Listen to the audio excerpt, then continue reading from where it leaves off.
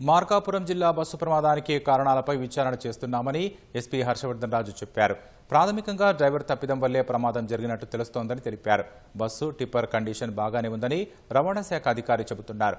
మరింత సమాచారం మా ప్రతినిధి రవికృష్ణ అందిస్తారు. మార్కాపురం రాయవరం బస్సు ప్రమాదం సంబంధించిన మరిన్ని వివరాలు అడిగి తెలుసుకుందాం. ఎస్పీ ఉన్నారు మనతో పాటు. ఎస్పీ హర్షవర్ధన్ తో మాట్లాడుతూ చెప్పండి సార్, అసలు ఏంటి ఇక్కడ ప్రమాదానికి గల కారణాలు ఏమి భావిస్తున్నారు? ప్రమాదానికి గల కారణాలు ఇంకా పూర్తిగా విశ్లేషించాల్సి ఉంది. అయితే ప్రాథమికంగా చూసినట్లయితే ఈ బస్సు కొంచెం ఉండాల్సిన లేన్లో కాకుండా ఆపోజిట్ లేన్లోకి వచ్చేసింది. ఈవెన్ టిప్పర్ కూడా అలాగే ఉంది. సో ఇక్కడ ఉన్నటువంటి అధికారులు మనము కొంచెము ప్రాథమికంగా మన అర్థమవుతుంది ఏంటంటే బస్సే కొంచెం రాంగ్ రూట్లో ఉండటం వల్ల టిప్పరు దాన్ని అవాయిడ్ చేసే ప్రాసెస్లో బస్సు కంట్రోల్ కాక టిప్పర్ని హిట్ చేసినట్టుంది. ఎందుకంటే టిప్పర్లో ముందు కూర్చున్న వాళ్ళు ఎవరికి కూడా వాళ్ళు గాయాలైనవి తప్పితే వాళ్ళు ఎవరు చనిపోలేదు. ఇంపాక్ట్ చూస్తే కూడా మనకు టిప్పర్కి మధ్యలో డీజిల్ ట్యాంక్ దగ్గర బస్సు హిట్ చేసినట్టు మనకు కనపడుతుంది. సో దాని మీద మంటలు రావటం, ఈ బస్సులో కూడా మంటల బ్యాటరీ కూడా బంద్ కావటం వల్ల ముందున్నటువంటి ఒక 5 మంది, వెనుకున్నటువంటి ఒక 8 మంది చనిపోవడం జరిగింది. సో ప్రాథమికంగా మనకు ఇవి కారణాలు తెలుస్తున్నాయి. ఇంకా పూర్తిగా ఏంటనేది ఇంకా దానికి టెక్నికల్ మొత్తం అనాలిసిస్ చేసి దాని మీద ఫైనల్ రిపోర్ట్ని బట్టి మనకి యాక్చువల్ కాజ్ ఆఫ్ యాక్సిడెంట్ తెలుస్తుంది. బస్సు కండిషన్ కూడా కొంత ఏదో అనుమానాస్పదంగా ఉంది, స్టీరింగ్ స్టక్ అయింది అని అంటున్నారు సార్. అది డ్రైవర్ అదే అంటున్నారు. స్టీరింగ్ కొంచెము జామ్ అయింది, కంట్రోల్ లేకపోవడం వల్ల హిట్ చేశాను అంటున్నాడు. అది కూడా మనం అది కూడా మనము ప్రాపర్గా అది కరెక్టా కాదా అది చూస్తేనే మనం బోర్డ్స్ అన్ని కూడా అనలైజ్ చేస్తేనే చెప్పగలిగే పరిస్థితి. సో ప్రాథమికంగా మనకు చెప్పిన స్టేట్మెంట్ ప్రకారం స్టీరింగ్ స్ట్రక్ కావడం వల్ల కంట్రోల్ లేక హిట్ చేశానని చెప్పడం జరుగుతుంది. మృతుల వివరాలు తెలియడం కానీ వారి బంధువులకు సమాచారం ఇవ్వడం అలాంటి కార్యక్రమం మనకు 13 మృతుల్లో 6గురికి సంబంధించినటువంటి వాళ్ళని గుర్తించడం జరిగింది. కనిగిరి వాళ్ళని మనము గుర్తించాము.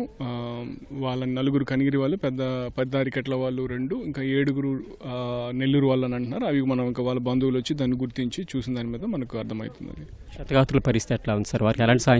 మిగతా వారందరూ కూడా వాళ్ళ కండిషన్ అయితే అవుట్ ఆఫ్ డేంజర్. ఎవరికి కూడా లైఫ్ థ్రెటనింగ్ ఇంజురీస్ లేవు. ఒకరికి ఫ్రాక్చరు, లెగ్ ఫ్రాక్చరు, ఇంకొకరికి స్పైన్ ఇంజురీ అయింది. సో వారిని కూడా బెటర్ ట్రీట్మెంట్ కోసం కూడా షిఫ్ట్ చేశారు. దానికి సంబంధించి కూడా జిల్లా కలెక్టర్ గారు వాళ్ళు టీం అంతా కూడా కంట్రోల్ రూమ్ లాగా పెట్టి అది ఎప్పటికప్పుడు అసెస్ చేస్తూ ఎవాల్యుయేట్ చేస్తూ వాళ్ళని బెటర్ ట్రీట్మెంట్ ఉన్న వాళ్ళందరినీ కూడా షిఫ్ట్ చేయడం జరుగుతుంది. లారీ ఎక్కడి నుంచి వస్తుంది సార్? దాని వివరాలు ఏం తెలిసాయి సార్? లారీ అది మనకి ఇంకా తెలియాల్సింది. లారీ పొదిలి వైపు నుంచి వస్తుండే. సో దానికి సంబంధించిన డ్రైవర్ కూడా హాస్పిటల్లో అందరూ కావడం వల్ల కొంత ట్రామాలో ఉన్నారు. కొంచెం ఆ స్టేట్మెంట్లు మనకు అటు ఇటుగా ఉన్నాయి. అవి కొంచెం వ్యవధి అయిన తర్వాత మనకు కరెక్ట్గా తెలిసేటటువంటి అవకాశం ఉంది. లారీ కానీ బస్సు కానీ సంబంధించిన ఏమైనా అంటే రూల్స్, పెర్మిషన్స్ కానీ అవన్నీ కరెక్ట్గా ఉన్నాయా ఏమైనా తెలుసు? అవి కూడా చూడాల్సింది. అది